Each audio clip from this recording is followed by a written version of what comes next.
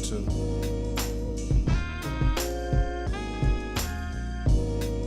Mic check.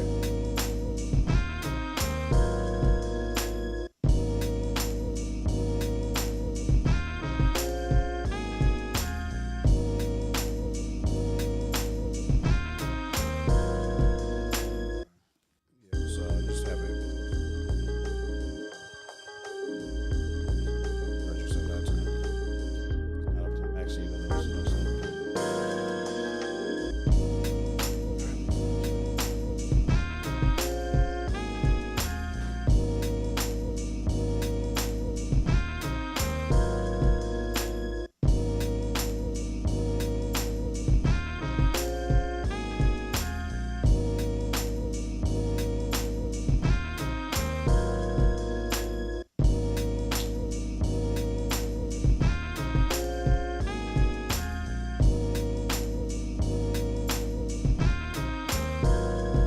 okay.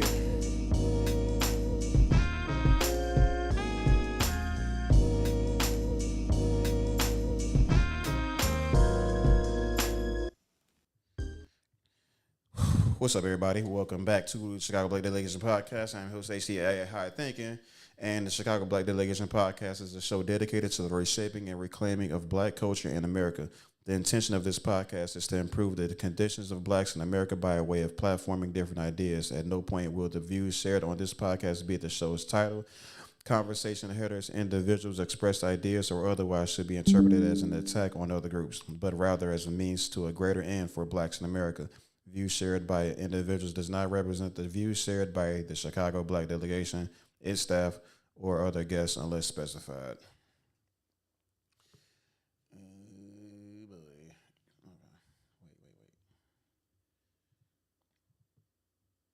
Okay. Wait. I'm about to get rid of that. And then out. Oh, that's why that thing popped up. Hold on a second. Oh, that thing not working no more? Oh, boy, here we go again. Technical difficulties, y'all. Give us a second. Damn, why that?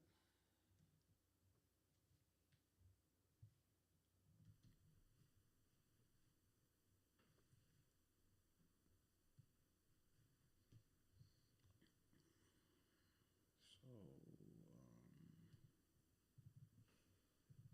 when this shit happens, bro. You literally have to test everything, I swear to God. This is right here.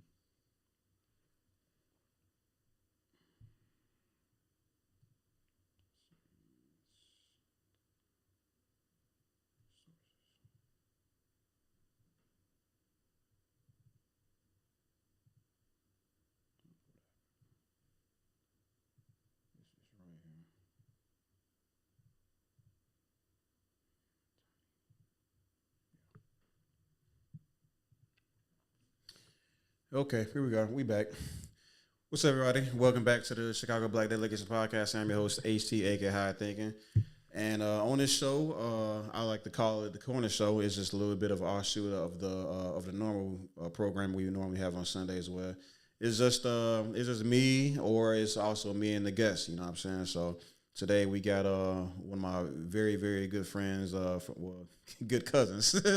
My very good cousins from since he was born, shit, the whole time. Yeah, man, way back. Yeah, man. So tell them about yourself, sir.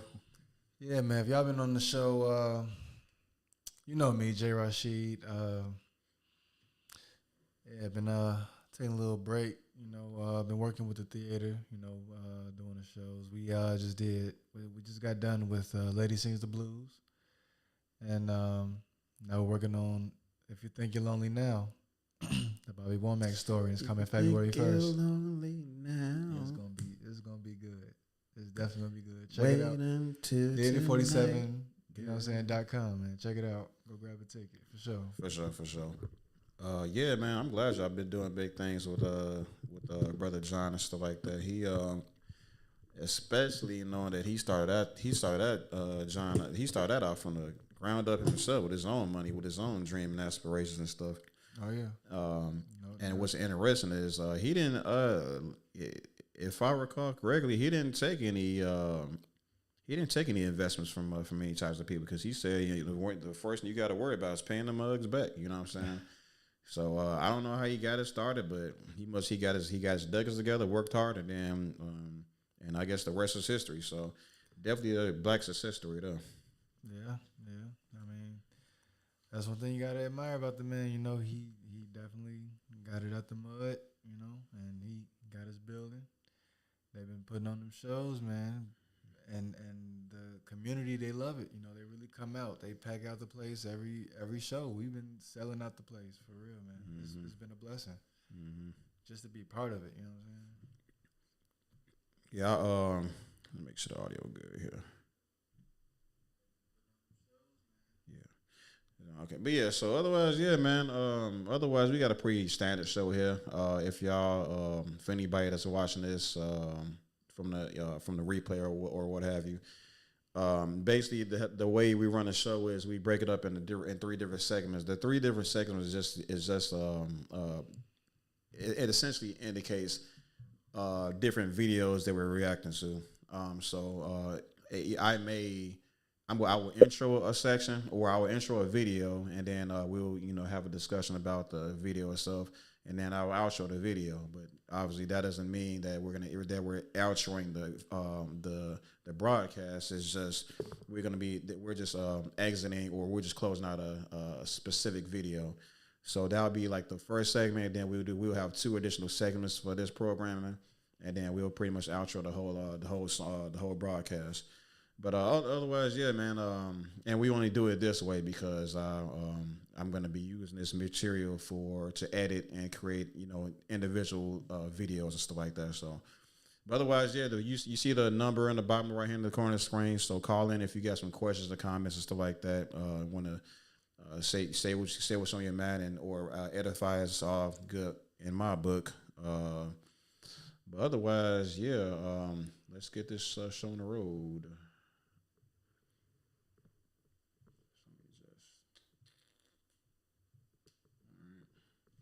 Make sure this stuff works properly. Cause these bro, you gotta just test everything all the time. I'm just like, bro, can I get a break one time for the fun time? Yep. So that's a V. Okay. Everything working. All right. So this is the. All right, so this will be our first. This is gonna be our first segment. Let me bring this up, so that's really bothering me.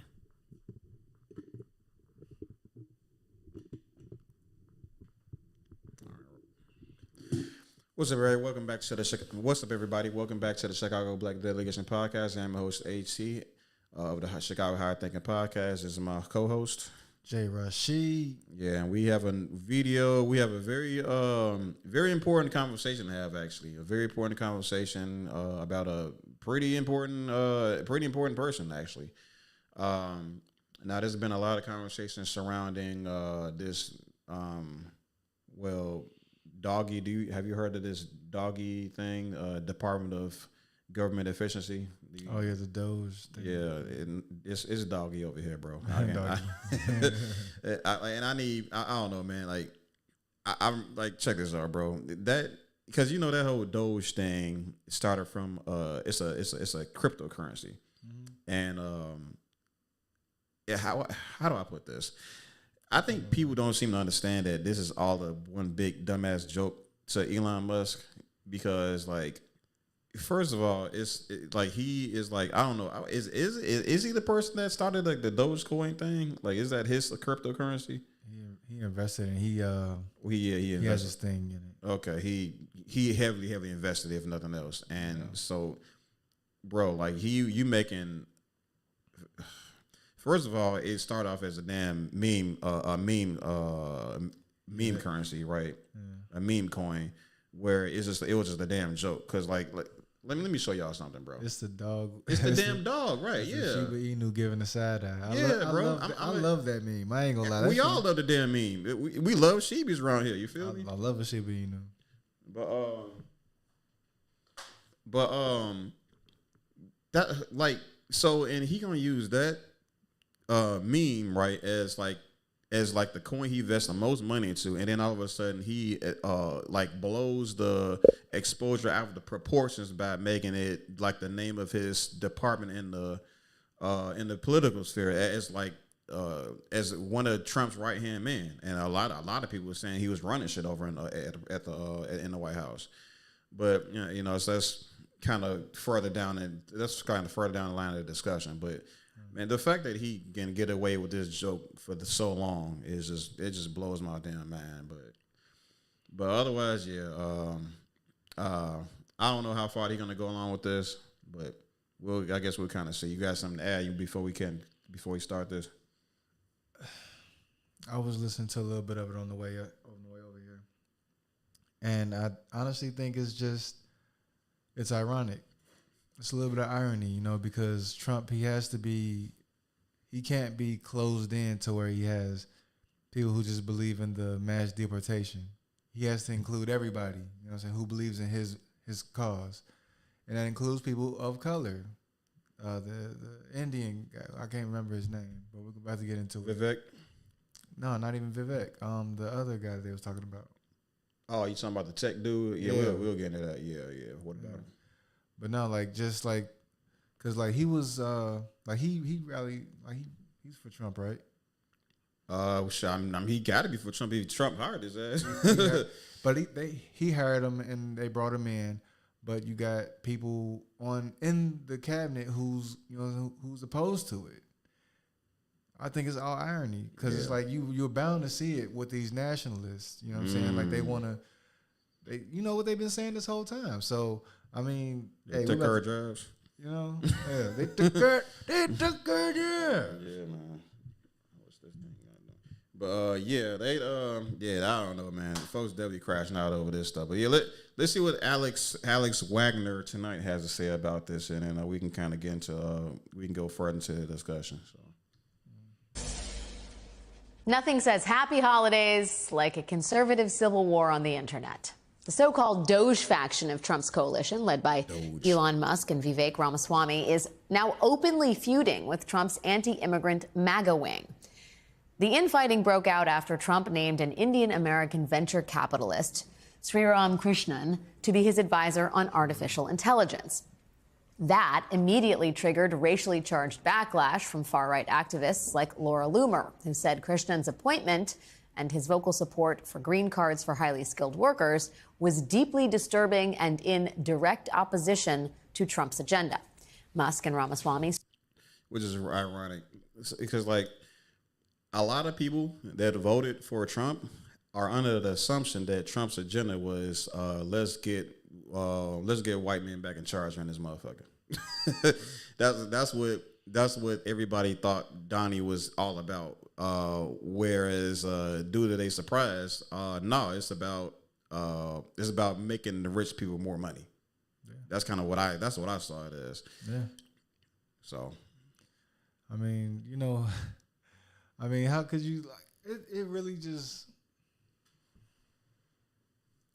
because I haven't even been on here since the election, so I haven't even said anything about it. But the fact that he goes through everything that he's been through, legal-wise, not even the assassination attempt. Honestly, after the assassination attempt, I thought he had it. He gonna win this shit. With that picture with the I swear, bro, as soon as he fight, he got this shit. Oh, but man. No, I'm not gonna lie. Around election day, I'm thinking maybe America, being as politically correct as they want to be, they're gonna bring Kamala in here. But shit, I guess the people spoke, and it is what it is. So we gonna see, when Trump gets on inauguration day. Yeah, and when he started putting these things in the rotation as well. I definitely got a lot to say about kind of the things you said. I'll throw one on out there, but the pure disarray of the MAGA voters is just outlandish. Like literally, I remember this interview, very brief interview. I believe it was some sort of a news anchor or whatever, or some on the ground journalist or reporter. Had a brief conversation with a farmer, Right. white guy, and the reporter asked the guy like, "Hey, so like, what's gonna happen if ICE came in and rounded up all your illegal immigrants, undocumented immigrants, and deported them back to wherever they came from?" He said, "Well, we're gonna be if I can remember correctly, he said." We will, this farm will shut down and we'll be out of food in about 2 days. I'm like, interesting. And then the even more interesting part about it is that the guy that voted for Donald Trump, despite all this conversation about deporting all these illegal immigrants and stuff like that. So the news anchor asked him, okay, so why did you vote for him if you know something like this is at risk? Right. The dude like literally said, "Oh, well, I didn't think he was serious. I thought he was lying about that." I thought he was lying. You feel me? That's the IQ level of some of his votes. I'm not gonna say all of them because a lot of people just voted just to spite Kamala. Yeah, But which is another bad reason to vote in my opinion. But yeah, I mean, I'm not the type of person that's really going to judge people for sitting out. A lot of people judge people for sitting out. I'm not one of those people. If you don't feel like you have the information necessary to make an educated decision, or if you just know you didn't put in the time to understand like the full machinations of all the decisions that these people are putting forth, at least pitching and stuff like that, okay, go ahead and do that. But or if you're just outright not pleased with either selection, that's a decision as well. I mean, a lot of people would say, well, why don't you go out and make it a protest vote, like put something out there, put something on the ballot that's more so aligning with your political views. right. So that's cool too. But like I personally just not the type of person that's gonna judge somebody for sitting out.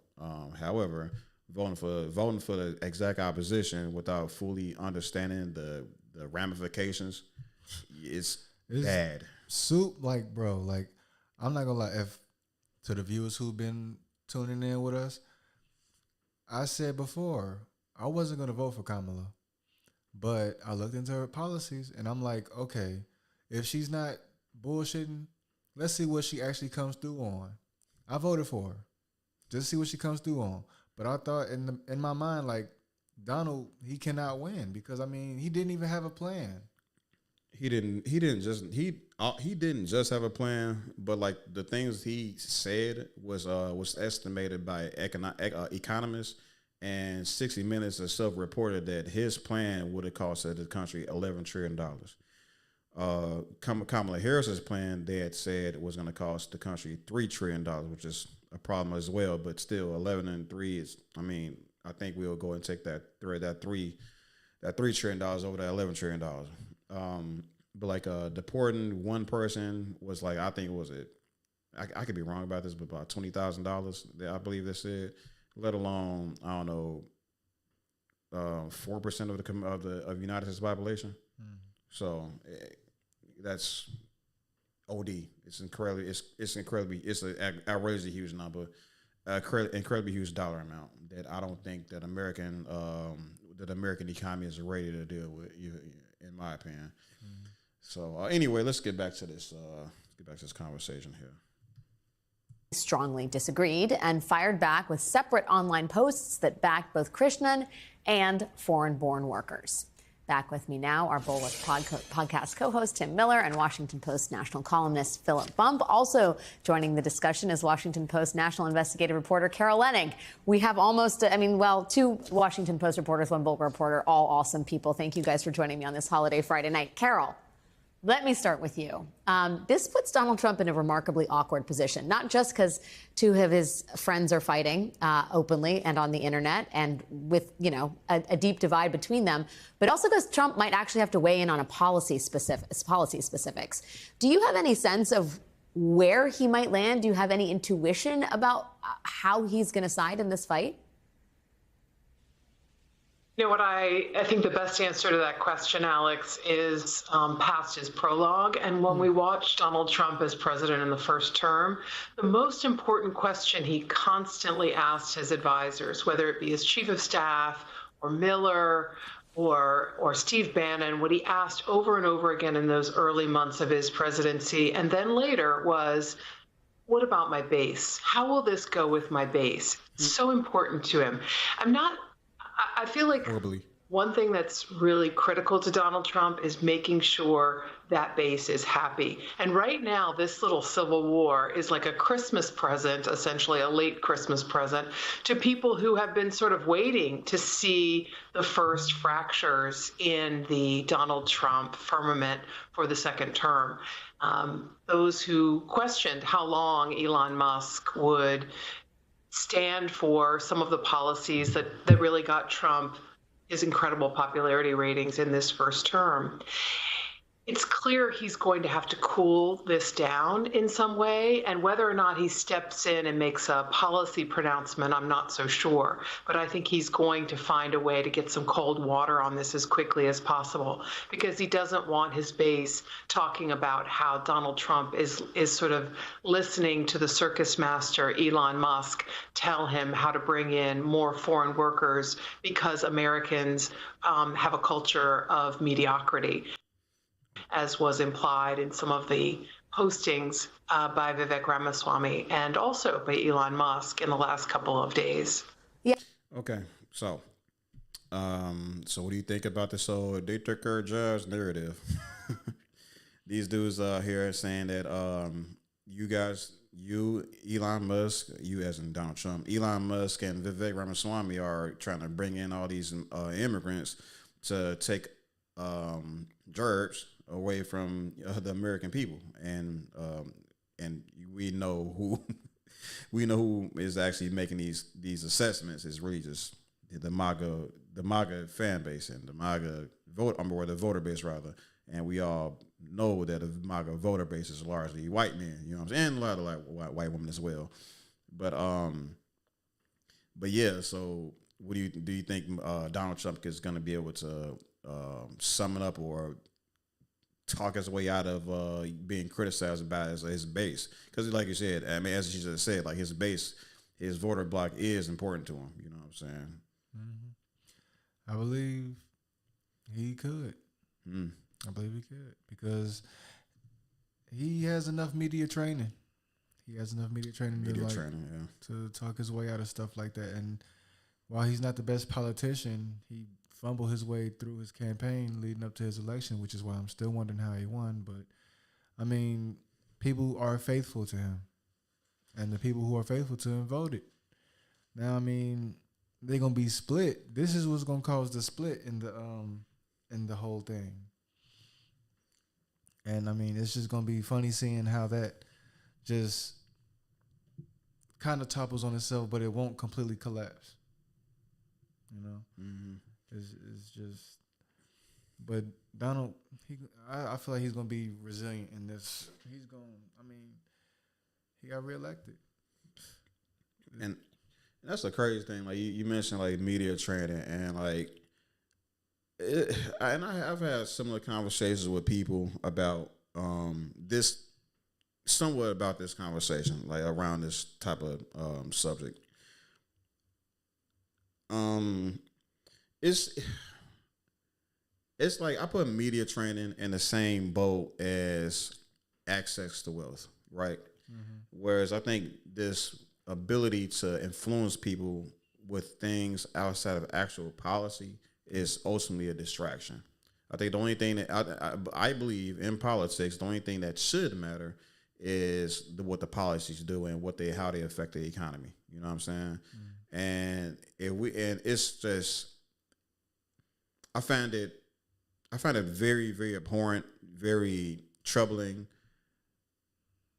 a disgrace that people can easily be swayed by somebody that is highly media trained and somebody with like access to like a substantial wealth to essentially get people to believe that what they have going on is for the best interest for every voter that plans on voting for them, you know?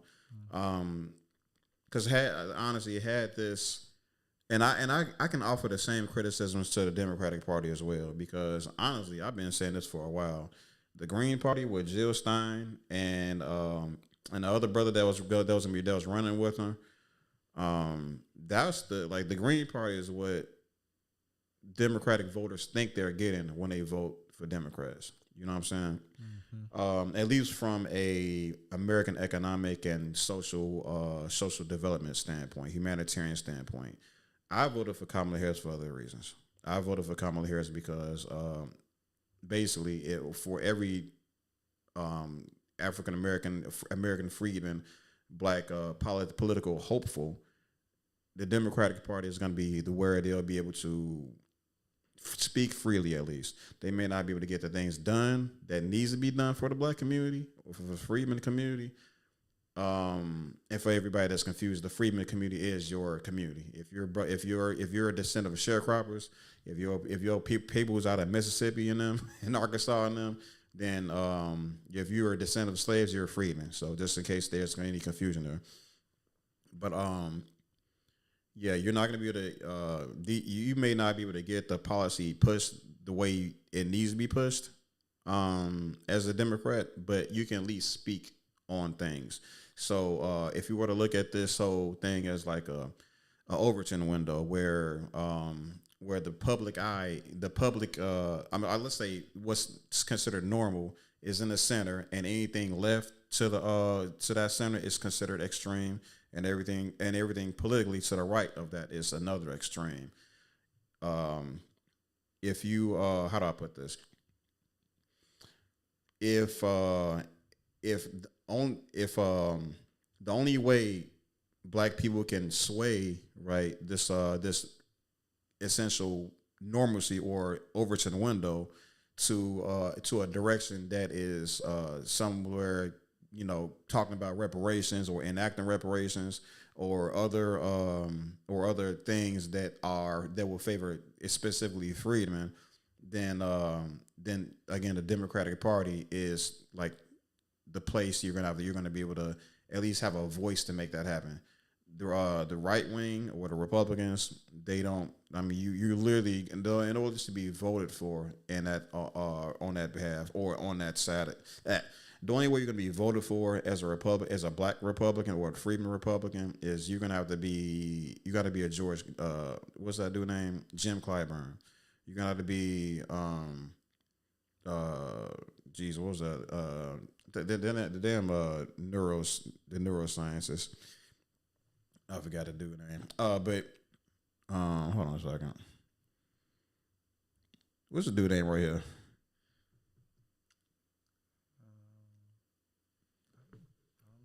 But anyway, like I said, you basically have to be not the Sambo. You got to be the black Sambo. You got to be the person that is actively working or speaking against the collective, the betterment of black Americans and stuff like that. I mean, essentially Candace Owens, the most politically charged Candace Owens, right? So because he's a Supreme Court justice.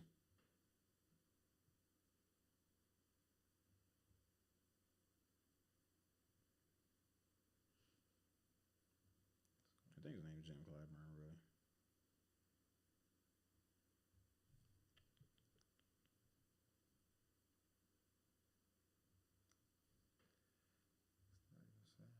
Say it again. It's not even the same. You can just type in Supreme Court Justice. Supreme Court members.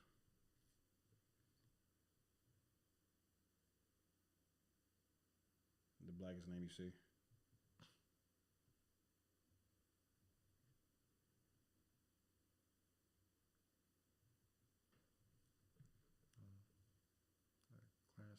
Clarence Thomas. There you go. You gotta be this is gonna be one hell of an editing job I gotta do, but you gotta be a Clarence Thomas in order to essentially reach the ears of the Republican voter or the MAGA voter. You know what I'm saying?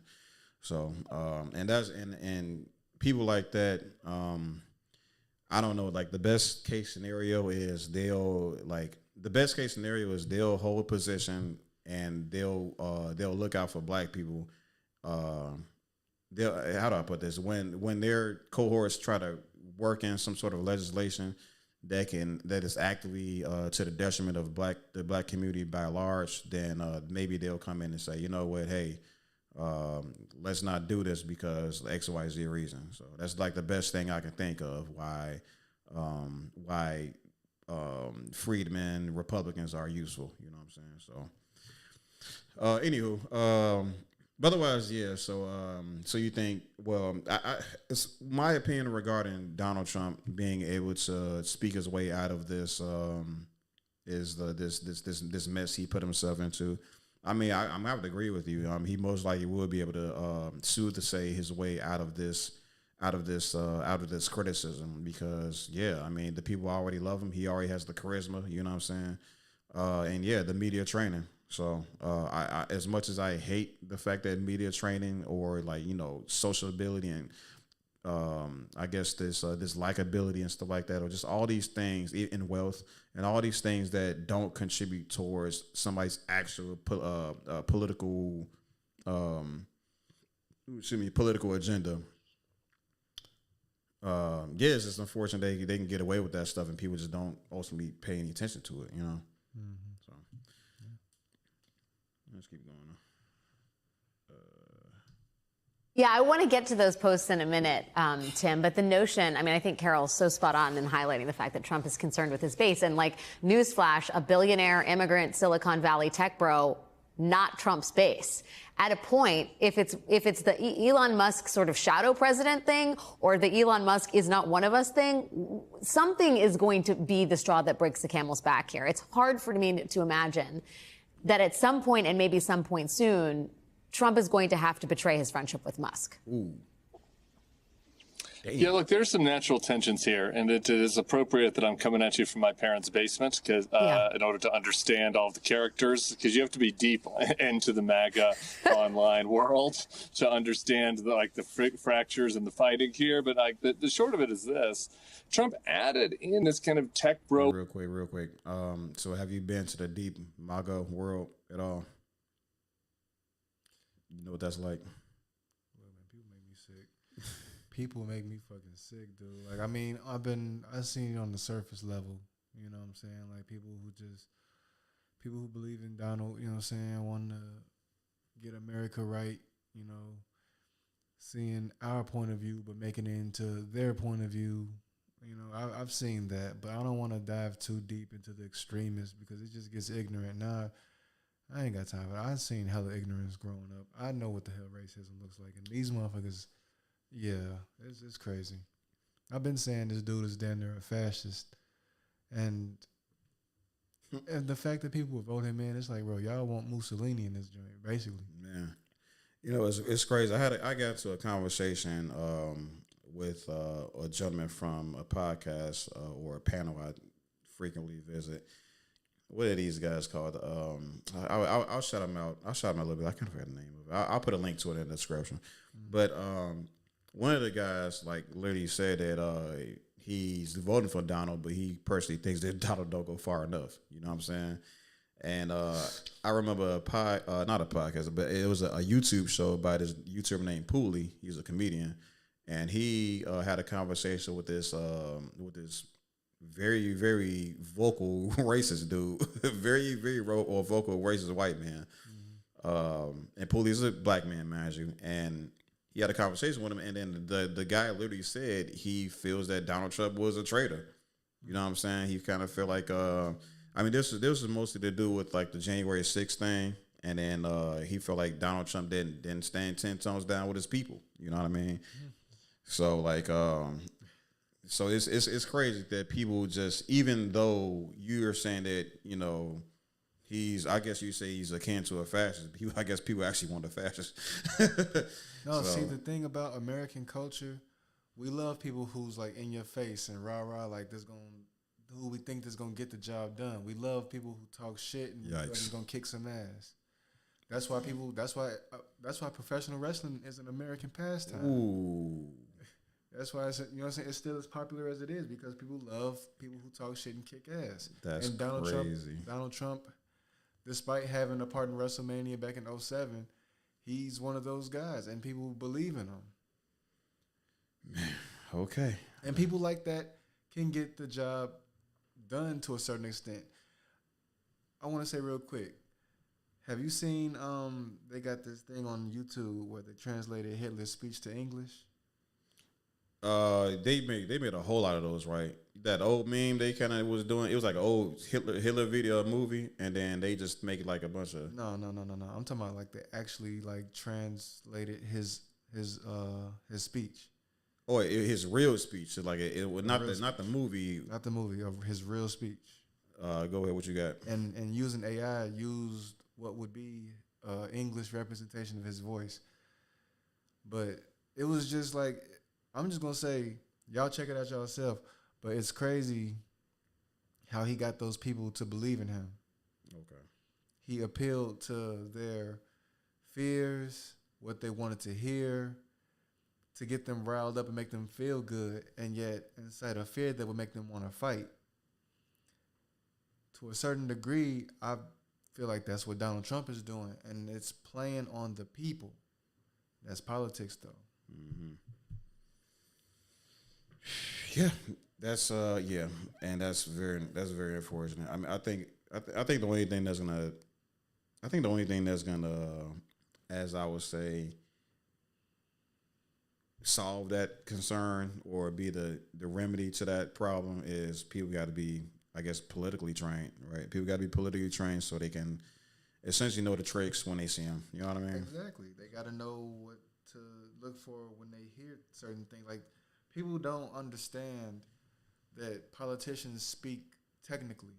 With everything that they say, they speak technically. And if you don't catch certain things, you're going to miss it. It's going to go clear over your head. You're going to end up voting for them because of what they said out loud and not what they said subtly, or what they didn't say, but what they said clearly by not saying anything at all. Yeah, and that nothing at all, I would describe it as a lot of the time ambiguity. They like to use broad and ambiguous words that can mean nearly anything, and it could benefit or disenfranchise anybody. Exactly, and it's usually when it pertains to us. Oh, yeah, especially, due to and a lot of people gonna say, oh, why do y'all think y'all the main characters of like this, of like the, victimhood and stuff like that? Well, because the victimhood, the victimization happened, it was never alleviated, and everything that happened from that victimization is pretty much what we're living in today. But you will, stick with the Chicago Black Day Legendary Podcast. We'll explain all of that stuff in its entirety. So, but yeah, let's get back to the rest of this. A world, like, just use it as shorthand. You have Musk, you have Rogan, but you have even kind of smarter, more VC type tech folks like Mark Andreessen. They sort of played pretend on the culture war. They're happy to go along with the culture war when it came to COVID. They were happy to go along with the culture war when it comes to trans people. All these other random things, that sprout up on the MAGA right. But this immigration issue is core to that tech part of the audience. Meanwhile, the Steve Bannon wing, if you will, of MAGA, the ultra MAGA wing, nativism and being anti-immigrant is core to them. So, like, this is a fight that you can't really, find a common ground solution. Philip, I agree with Tim. I mean, this is not just some holiday kerfuffle. This is a real one. This is a big one, and I'm old enough to. I'm sorry, I'm mad this stuff says MAGA versus doggy. This is like a big fucking joke, bro. It really is. It really is. But and that's how they wanted to put it, because it is a joke. MSNBC, Oh, this is MSNBC, ain't it? Yeah, it is. They be ragging on them folks a lot. So, yeah. To remember, Philip, the Republican National Convention, when Trump supporters all had mass deportation now signs. This is the thing that gets them fired up. How do you see, from the sort of political perspective, the cleave between the sort of wealthy tech bro coastal Republican elite, they do exist, and the MAGA base? How do you see that being translated into the halls of Congress, where they're going to have to find funding for a lot of this? Right. Yeah. Well, this to some extent gets to the question of how much power is Donald Trump going to have now that he's a lame duck, right? Now that his power is only going to be exerted fundamentally in Republican primaries. Like, how much clout does that bring to bear? How much do Republicans actually worry about that? My guess is over the short term in particular, they worry about it quite a bit. But yeah, I mean, the divide that we're seeing here is really fascinating and entirely predictable, as everyone has pointed out, right? The MAGA movement has a fundamental strain of this identity politics of white grievance, which when you talk about things like, they were willing to talk about, oh, DEI is this terrible thing, and some of that was sincere and a lot of it was disingenuous, to Tim's point.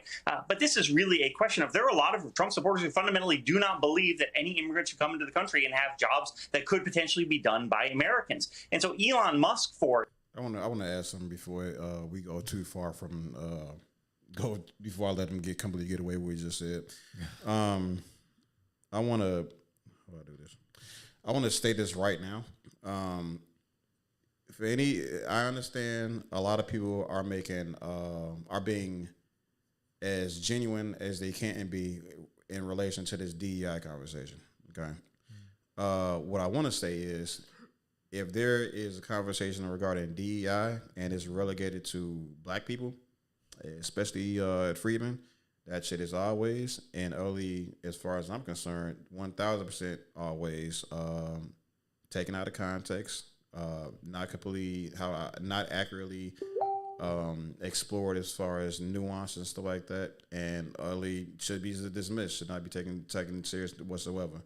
Now, as far as DI in relation to other groups, I don't know. That's not my business. You know what I'm saying? But if you're gonna bring up DEI and then you're gonna try to call a black person a DEI hire and stuff like that, you either have a conversation with that person, find out what his life was like, and then you understand why that dude deserves the place, that deserves his seat at that table. So, folks need to calm that shit down. For example, he has a lot of people that he's hired at his businesses. He has a lot of people who are working at Tesla, for example, who are immigrants on work visas, who he has a lot of respect for. He doesn't fundamentally understand that there are also a lot of immigrants who do work in the agricultural field and so on and so forth. This is another example of where Musk is falling into the Dunning-Kruger trap of not really knowing what he's talking about. And so even for him, there's an inconsistency. He doesn't get that there's a similarity here. And so because of that, because you have both this tension on immigration and identity broadly within the MAGA movement, and because you have Musk who doesn't fully understand what he's talking about, the ramifications of what he's pushing forward on, then you get this tension, and it's not clear that Donald Trump is going to be able to pull everyone together, because at some point in time, Republicans are going to understand he's not the key to their future. Yeah, Carol, you mentioned Vivek Ramaswamy's tweets, which get at the fundamental sort of difference here between the MAGA base and the Doge coalition. I don't even know how big the Doge coalition is beyond Elon Musk and Vivek Ramaswamy. But anyway, at any event, Vivek Ramaswamy, in a very long post on X, said, among other things, our American culture has venerated mediocrity over excellence, and he blamed 90s TV shows like Friends and Family Matters. Trump saying Trump's election hopefully marks the beginning of a new golden era in America that once again prioritizes achievement over normalcy, excellence over mediocrity, nerdiness over conformity, hard work over laziness. I mean, I'm just not sure that like a tech bro, a wealthy tech bro, telling Americans they're mediocre and lazy is a perfectly fine-tuned message for the Trump base. What is your opinion of this, Carol? Rather than opinion, I think I would just stick with some reporting and say, Elon Musk kind of waded into this drama to try to, explain Vivek's point, at least from the tech bro perspective, and try to calm the waters a little. But he ultimately doubled down and started to roil the waters even more. And to your point, Alex, this is not ideal for the numbers, the true quantity, if you will, of voters who got Trump elected. You're so right to point out how big is the Doge coalition. The Doge coalition is as big as its pocketbook. That is its value, right? That's what's important, is the billions of dollars that are behind all the folks who helped Trump get elected. But in terms of numbers and votes and showing up for midterm elections, It's people who are like, what are you saying? What did Elon Musk's actual quote, I believe, was something along the lines of, in America, we don't have enough extremely talented and extremely motivated people who can work in my tech industry. And that is pretty striking. I'm not saying he's wrong. I'm not saying he's right, but what a striking thing to say to the MAGA base, which got Trump elected and said, we have to do something about Americans. We have to stop, these people coming across the border, feeding off our economy, taking away from our children's school time. We need somebody to look out for Americans. To say you're not motivated or excellent enough in your field, Donald Trump's going to have to come in some way and swoop in on this one. Goddamn, land the plane. Goddamn. All right. Anyway, so yeah. Where's my? So yeah, we was talking about this earlier, right? We was talking about the whole take our jobs. The take our jobs narrative. So yeah, the MAGA voters. I'm not gonna say white men. Not gonna say white women. The MAGA voters are now faced with the dilemma of being forced into actual applied meritocracy. So, in other words, all this stuff they talking about, the DEI, man, the DEI is no good. We need people to actually know what they're doing in these positions. They want people that look like they know what they're doing in those positions. That's what that really means. That's what that's coded for. But otherwise, now that I guess Vivek Ramaswamy and Elon and the Doge coalition, what do you want to call these people? Now that they're actually instilling actual meritocracy, whereas they're bringing people from outside the country that they believe is going to be that are best suited for these jobs, now it's a problem for these people. And I'm just like, bro, this almost feel like a full circle moment where we started here and y'all didn't see what the problem was. Now we loop all the way around, and now y'all finally seeing what the problem actually is. It's not that, and it's like they believe that voting for Donald Trump is going to put people like them in position of power, but it actually what actually happened was they found a way to. I mean, Donald Trump and the doggies and stuff like that. These people essentially found another way for rich people, the people whom Donald Trump was actually represent, for those people to make more money. You know what I'm saying? So that's all it was gonna be. People that got fooled, they got blindsided. But it's like, how could you be blindsided when it was in your face the whole time?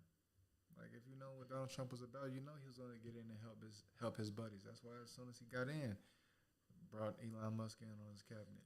Elon Musk, Vivek, they just a bunch of dudes he liked. Even got Kennedy. He got Kennedy. Let me tell you, that was a political move, a PR move, so he can look good and have a Kennedy in his cabinet. That's all that was about. Interesting. That's all it was about. Because, I mean, come on, he was your political opponent. And now all of a sudden you want to bring him in because he's a Kennedy. That's what the fuck you brought him in for. Okay. Yeah. And Bobby ain't no better. He sold out. Like, come on, you gonna go with you obviously don't go with the winning party. I mean, I get it though. You gotta keep your family's name relevant. Yeah. That dude's want a job. These people want jobs and they don't have to do too much actual labor. But see, the thing is though, with the Kennedys, the Roosevelts, these motherfuckers are American royalty. They can get a job wherever. Oh, true. I see what you're saying. Yeah, they can get a job wherever they want. But it's like he wants for himself to have a promising political career. So this is what he decided to do. Back Trump. And now, you know what I'm saying, they want to do all this rah shit. Now they see where that shit is the problem because they need people. Yeah. Come on, man. That's why America is a melting pot. You know what I'm saying? Honestly, I love it. I just love the fact that I just love it when people are productive and adding to society instead of taking away. Facts. You know what I'm saying? Like, when we all bring something to the table, I love that. But, you know what I'm saying? Like, it's not for just anybody. It's not for just one person. You know what I'm saying? But go on. Yeah. All right. Remember when Tucker Carlson? Facts. Facts. Olsen was talking very animatedly about daddy coming home to spank someone. Now we know who maybe those people are. Tim Miller, Philip Bump, Carol Enning, superstars, friends of the show. Thank you for your time tonight. Really appreciate you. All right. Yeah. Like I said, moral of the story here is MAGA supporters are gonna have to face what meritocracy actually is, and apparently that means getting people. How do I put this? Getting people that are qualified for the job that will also work for less. Yeah. That is the part that every American need to be particularly concerned with. The fact that you can go to school for all these years, get paid, get into all this crazy ass debt, just to find out that no, we will not pay you what you deserve. And what does that sound like? Don't that sound like what black people had to go through 20, 30 years ago, and maybe in some cases today? You know what I'm saying? That where we can't, where we are qualified for a position, but we won't get paid what we deserve. And it's just what happens for these people, for these MAGA supporters. They won't get. They're going to be faced with the exact same thing for slightly different reasons. It went from being a race issue to a classism issue. You know what I'm saying? Yeah. So And see, the more it becomes in America, only we dealt with. It's always been like a class issue. It's a class issue beyond us. You know what I'm saying? With us, it's the race issue. But when it comes to white people, that's the classism. Because you know what I'm saying? You got the lower class, middle class, upper class, and the upper class look down on all of them. You know what I'm saying? So it's I should maybe lose my thought. But classism issues. It's the same issues of the world. True. And now we're entering where in states where fascism ruled, those were classism issues. Mm-hmm. Now we're entering that. So I mean, shit, we gonna see what it's like. Everybody gonna see what it's like. MAGA supporters, y'all gonna see what y'all did. Make sure. Just check mine. Okay, yeah. MAGA supporters are gonna see what they did. See, and this is, I really, really wish that didn't. I really wish that isn't as bad as it sounds, but I think it is gonna be as bad as it sounds. Yeah. I think it's gonna be it might mess around and be way worse than it sounds. Like looking at what we understand about tariffs, and it's like, I don't know if you knew about this, but it turned to find out that after the election, the most searched Google word was tariffs. After the election. And I'm just like, if y'all didn't know what this meant, this is the thing. This is the Donald Trump's golden word. This is Pee Wee Herman's word of the day. This is word of the year for Donald Trump. And excuse me. And if if people didn't pick up on the importance of this tariff word during his political campaign, that's very telling on how behind American voters are. Real quick, we have electoral college, and for the most part, I thought we didn't need electoral college. Honestly, at this point, I feel like we need something even more extreme than electoral college. People might judge me. You can say whatever you want about voter suppression, all that stuff. Check this out, bro. We need actual intelligent voters voting nowadays. Seriously, we can't. When you give power to people when you give power to people who would just throw a vote, don't give a fuck, you just toss in the dark. Willful ignorance. Willful ignorance is a dangerous weapon, bro. It's a dangerous weapon. What Martin Luther King said, a mind is a terrible thing to waste. But you got people who's throwing their minds away intentionally because they don't care. They just feel like life is messed up for them anyway, so might as well. Or, you know what I'm saying, people who's just willfully uneducated. Yeah. It's tragic, bro. Tariffs is a word that we learned in high school, learning the Constitution, the preamble. You know, like in history class, that's something we learned way back then. It should be noted that it's coming back up so often, because he's talking about putting tariffs on foreign imports and stuff. So it's like, come on now, like that's just gonna make stuff worse for us as consumers. But y'all wanted him back in because he's gonna get the job done, get her done. Yeah, and it's like, and they, you know, you only hear from Donald Trump. You only hear about what the like the best case scenario of Trump of tariffs would be.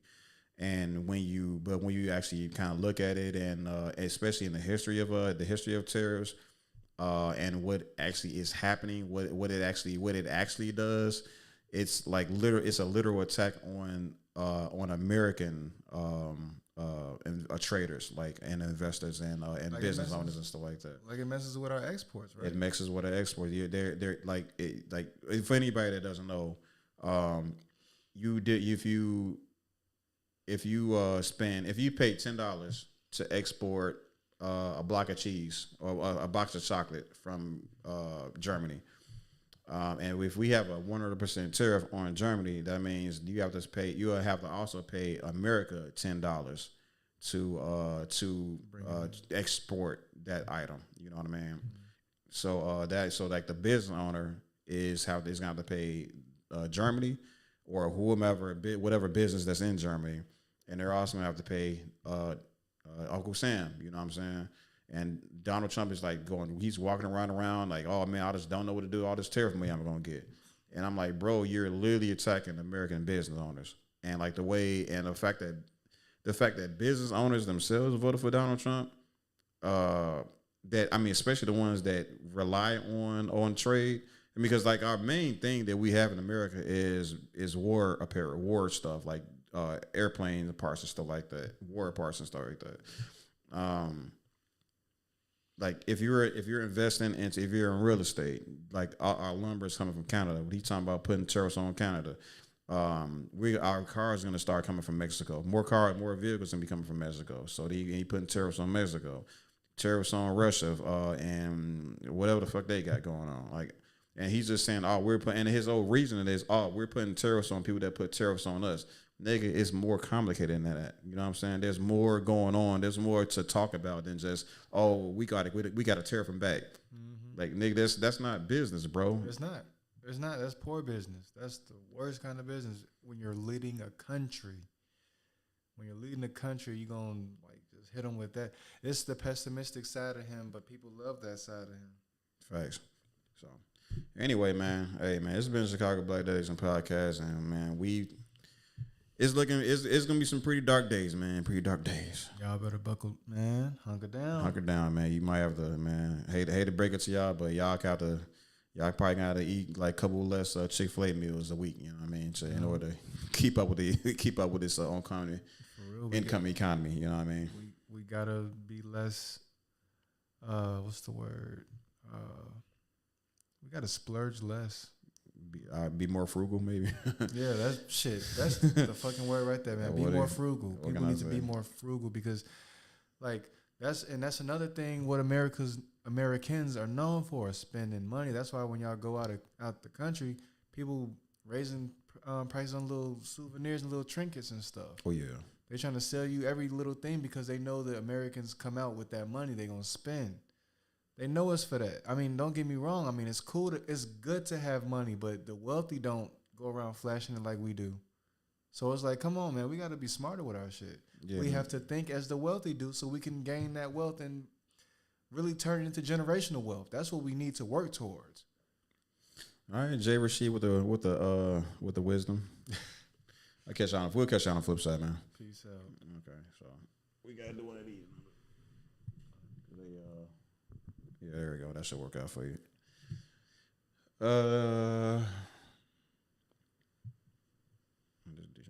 homie just playing like she fell asleep.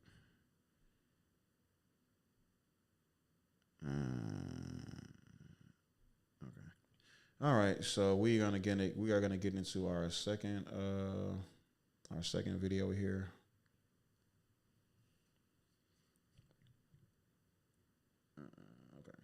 What's up, everybody? Welcome back to the Chicago Black Delegation Podcast. I'm your host, HT, aka High Thinking, and this is my co-host, Jay Rashid. And we are going to be talking to you guys about a relatively viral video, and we might go through some of these comments as well. We look at the timing and all that stuff. But yeah, it's a young lady that is going through some relationship woes, to say the least. So let's go ahead and let's go straight into it. You know what I mean? My boyfriend on New Year's Eve, and I have not spoken to him since. Before I get into this, I just want to say that me and my boyfriend, we have been together for a year. Well, almost a year, 11 months. A year on February 2nd, we will have been together. Okay? My boyfriend is also 34, grown man.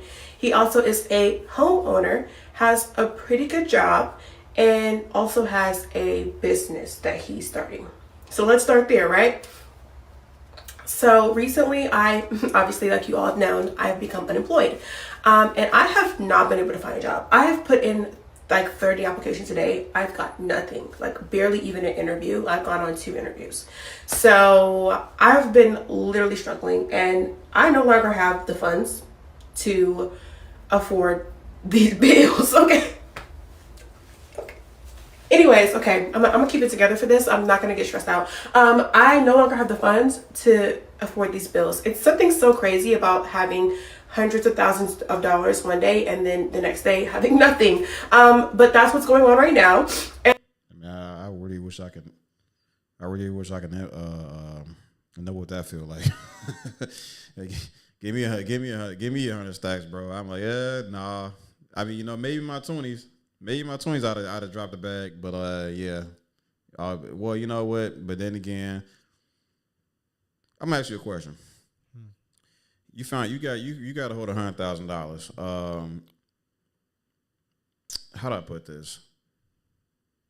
Do you say we never had this conversation? Say this question I'm gonna ask you. Say we never had this conversation. You didn't stop over today. My question to you is: if you had found $100,000 yesterday, do you have the sense to, let's say, deep dive as far as you can into the investments that you would put your money towards in order to have that money bounce back, like, or would you just dive head first into like whatever investments that you think of first? I would definitely have to dive into research first, because I wouldn't want to. I could never just blindly invest into something.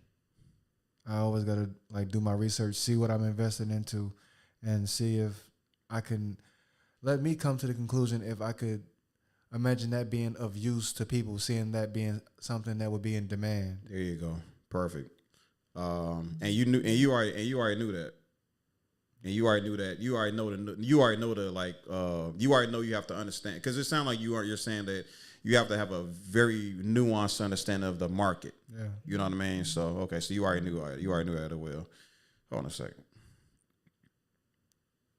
Okay. So yeah, that's pretty much what I want people to have a conversation about, even internally. You know what I mean? You come up with a lot of loot, or you have a successful business, you have a good job, and then you're like mindful of what to do with your money, what you should be doing with your money. Instead of buying a new car, or instead of like moving out of your house or like that and moving to a bigger house, you say, you know what, maybe I should put this money towards something that can that I can pass down to like my kids, so they don't have to work, or so that I can reinvest this type of money back into my community, so we can essentially make it grow more than what it is. Mm-hmm. And that's basically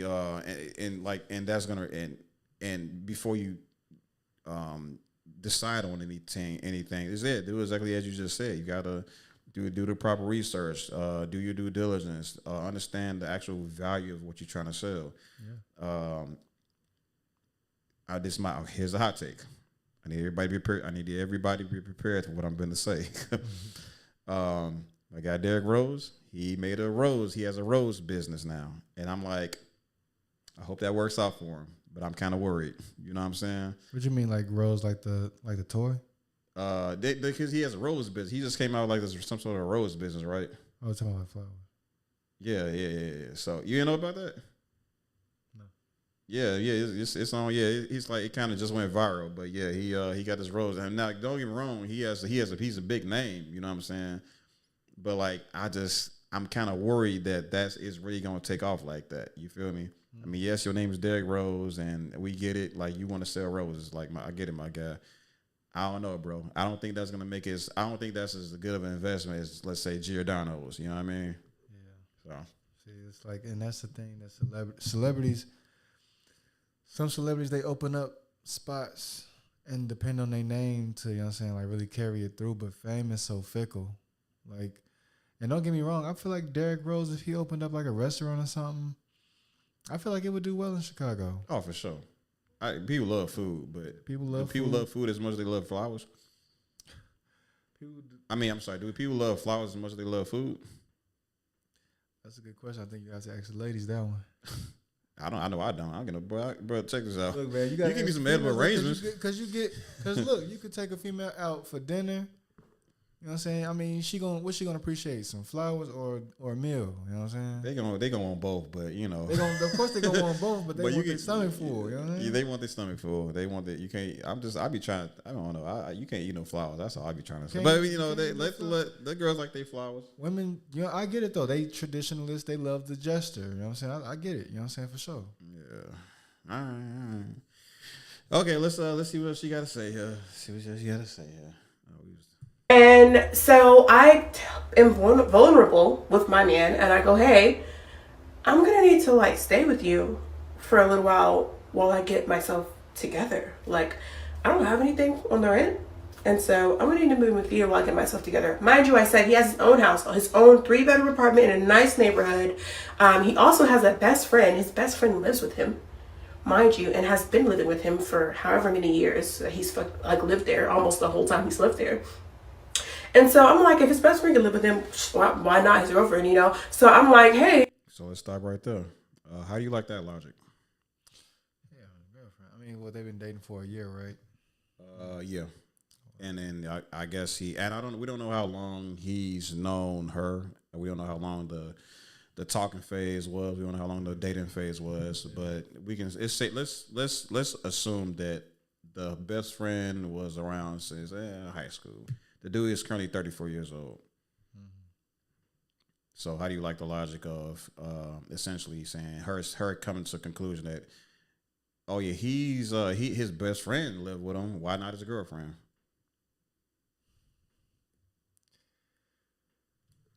Oh man, that's tricky because it's like his best friend, like they go way back to high school. Like that's like his brother. And then you got his girlfriend who they've been dating for about a year.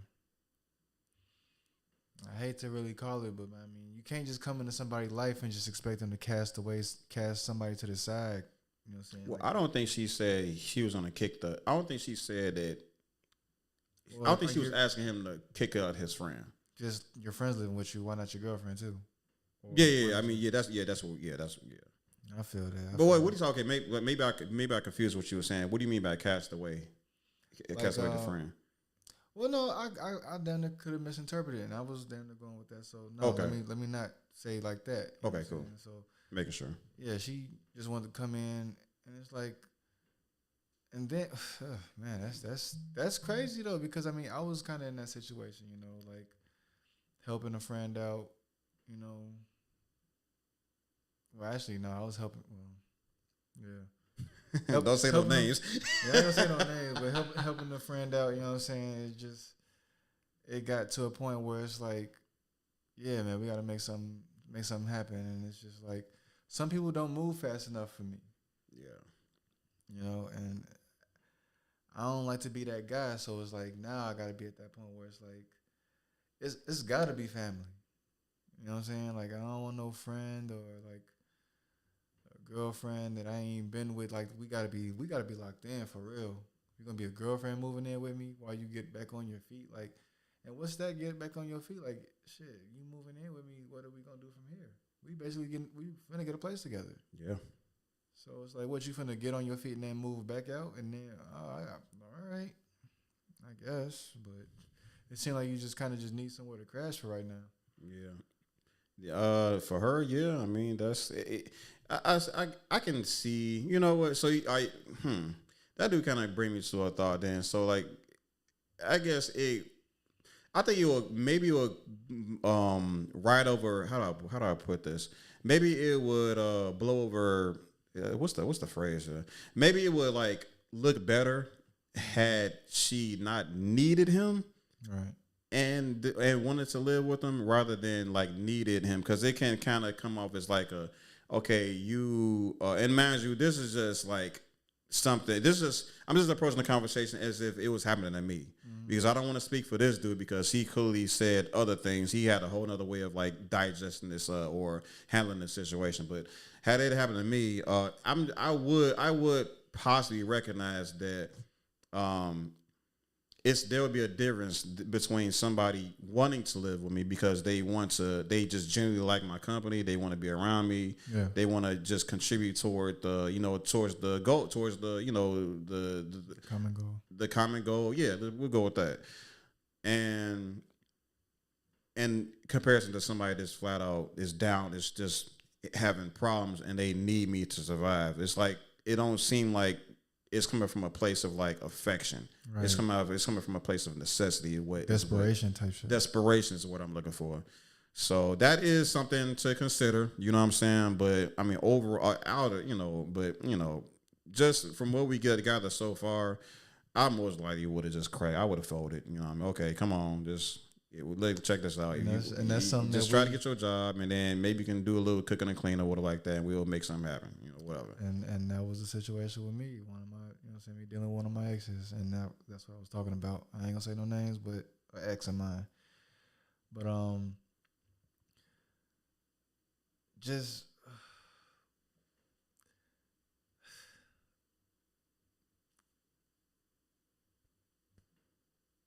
Man, don't say no names, man. No, I'm not gonna say no names.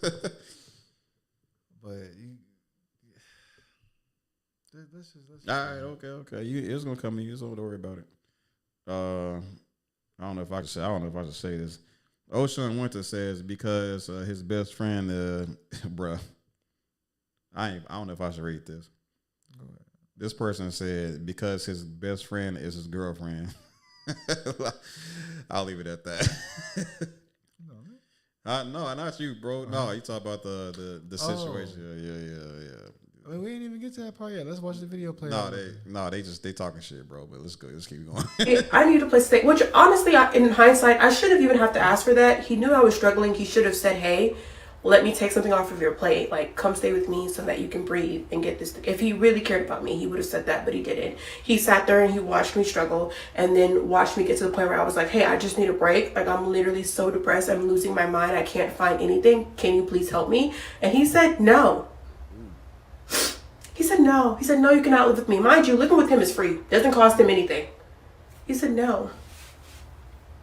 I can't live with him." At first he goes, "Oh, I like that we have our own places to retreat to when we get into our arguments."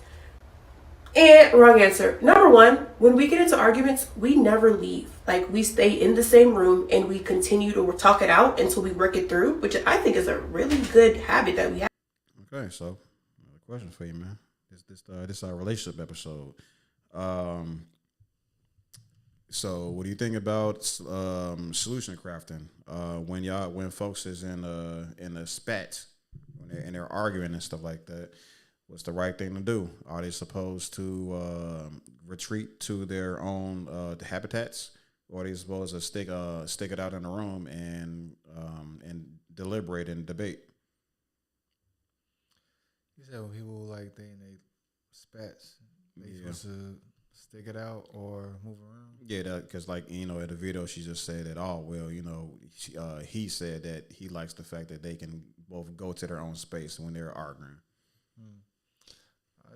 I get that. I ain't gonna lie, I get that. But come on, man, your girl just lost her shit. She finna get put out. I wouldn't just let her be homeless, G. I ain't gonna lie. Like, I may like my space, but I'm just not gonna let my girl be homeless though. Like that's just bogus. Like I would want her to get back. This is why certain people need to stay single. It's like if this is what you want, if you like your space like that much to where something like this happens and it's like it'll be a deal breaker, maybe you should stay single. Yeah. Yeah. This is my look. My parents usually have arguments stuff like that, and my dad he would get in the car, he would drive off. You know what I mean? And he'll take a drive. You know what I mean? Some people, if you want to save some gas money, go out and walk. You know what I mean? Take a walk. Shit. I got an Xbox, bro. I got a PC. I can put on my VR goggles and I'm gone. You know what I mean? There's escapes that people can have that they don't have to I guess essentially engage in something they don't want to necessarily engage with at that time. Because I understand sometimes tension run relatively high, and you don't want to. You just can't deal with something at that particular time. Some people just see red. You know. I will say it's good that you can, if you can, have the conversation as soon as possible. But just understanding that people are human. You know what I mean? People have feelings and emotions, and people get sensitive, and you got to deal with that. You know. So I think it's in everybody's best interest to have the conversation when it's time to have the conversation. Yeah. But I'm not going to agree with the buddy to say that, oh, yeah, it's good that we all can run off to our own corners of the city when we're going through something. No, there's way more. There's way more. You don't have to go to her. She don't have to go to her house in order for them to create space between each other. That's the cop out. You know what I mean? Yeah. So I mean, to answer your question more directly, obviously, I feel like people should stick it out. You don't just cut and run to your spot. I mean, shit. Honestly, as an adult, you know you got to face shit head on. You can run from it, but I mean, you got to face it eventually. Mm-hmm. So I mean, what is running gonna do? You know, I mean, shit. If you need to take a little time out, do that. But you're gonna have to eventually face the problem eventually. So just get on with it. Rip that Band-Aid off. Just pull this up real quick. Figured. Okay. Try to work. If anything's a problem, I'll just do it. I'm gonna get back in. All right, let's get back to it. Have and a really good green flag that we have in our relationship. Yes, do we get into arguments? So does everyone. Yes, do I lose my cool? I'm a woman, but I rein it back in and we figure it out and nobody goes home. So that's a weird thing to say. We've never even done that. Second of all, that sounds like a problem to me, not a solution. When we get into arguments, we should not be leaving, because what happens when we get married? There is no way to go. We both live in the same house. So maybe that's not a good habit to start. Being that we have not started yet, maybe let's not start that now. On our very first date, I told him that I wanted to be engaged within a year. I said, after a year, I want to be engaged. He said that's plenty of enough time for someone to know whether or not they want to get married or not. All right. 1 year, what you think? She said you should know within a year if you want to get married or not. He said that. Oh, he said you should know within a year. She proposed, no pun intended. She proposed the idea of her getting engaged within that first year. And yeah, so he replied by saying, that's enough time to decide if a woman is your wife or not, or whatever. So I mean, shit. She laid the blueprint out, and he went ahead and gave it the green light. Okay. Oh yeah. So, but what about your personal opinion? Do you think a year is a good enough time? Well, how would you have if Shorty would approach you with that conversation? How would you handle it? It depends on how long we've been talking. And I mean, if you come in straight off the bat, you're giving me a deadline as to decide when I need to propose to you. And if it's within a year, I don't think so. Interesting. I need a little bit longer than that, because, I mean, I'm 34, and I'm not going to lie. And with certain things, I can go with the flow, but with certain things, I'm setting my ways, and not for no reason. So, I mean, for me to just let someone come in and tell me that I need to decide within a year if I'm going to marry them or not, I'm sorry, but I don't deal well under pressure, shorty. Straight guys. I mean, don't get me wrong. Under certain circumstances, yeah, I can't handle pressure. But not like that, because, I mean, marriage is something that I don't take lightly at all. I mean, that's a vow that you take not just before your family, but before God. That's an oath. Absolutely. You know, like you take that woman It's a vow. That's a vow you take before the Most High. People don't know people don't really know what a vow like is. That's a covenant. That's a pact you make with the Most High. A You know what I solemn mean? oath. So, you know what I'm saying? And people, they take shit like that for granted. You know what I'm saying? That's why people pray when they in danger, but as soon as they in the green, they right back doing the same bullshit they was praying, you know what I'm saying, God save them from. Mm-hmm. We take advantage of shit, man, and we've desecrated the meaning of marriage. Oh yeah. So it's like, to put a year on that, I feel like within a year you should have an idea.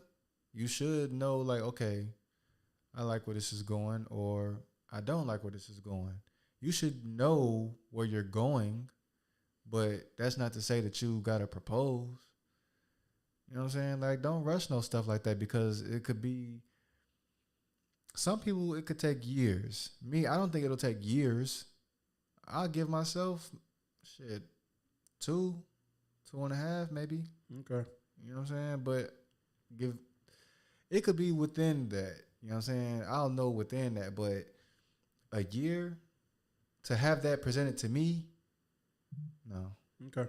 So let's throw a little thing on that, little thingy thing. She's high school sweetheart.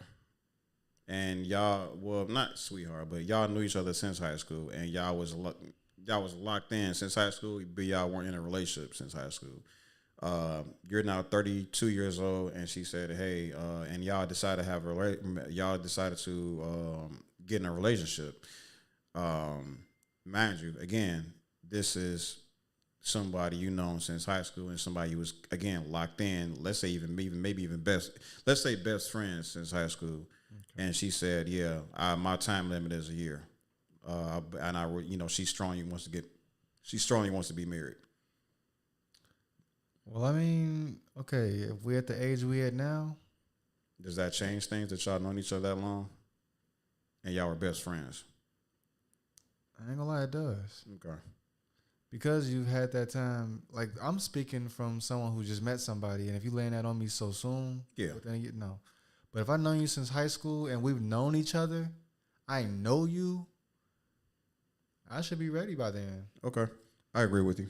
Just want to see, because I like to test people's ranges and stuff like that. See where the extreme is. I want to see where the north and the south pole is. So I think I got it.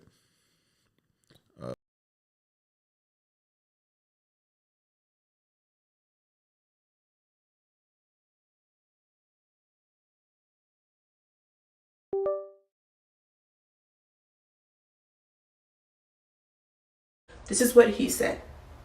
We have talked about it, I shit you not, probably 10 times throughout this year. And never once did he say, I don't think this is going well enough for that to be a realistic goal anymore. Never once did he say, hey, like, let's pump the brakes. I don't think that we're doing that well for it to get to that. So I'm thinking we're doing well. We're on schedule. After a year or a year and a half, we'll probably get engaged. Then he goes, I don't think I want to live with someone again until I'm married to them. Which is some new boundary that he literally just made up, because he's